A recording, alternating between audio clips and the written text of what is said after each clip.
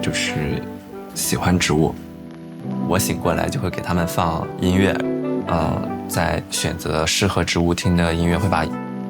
音箱放在靠近植物的状态，是一个立体环绕的效果。我的名字是杨哲，来自中国北方的一个小城市山西运城。今年已经25周岁，在北京工作有3年了。植物养护的话，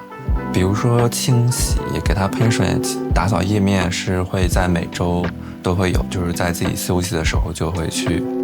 因为周末休息的话，我也有更多的精力和时间来仔细观察它们有没有生病，或者是有哪里需要打理。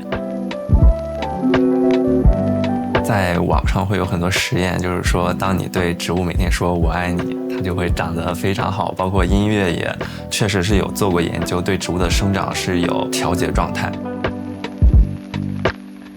我的植物还是会更喜欢一些比较轻快的旋律，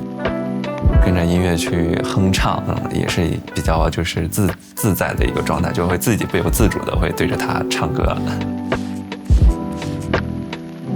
就是一件特别治愈我的事情。我也能够就是精力特别充沛的去工作。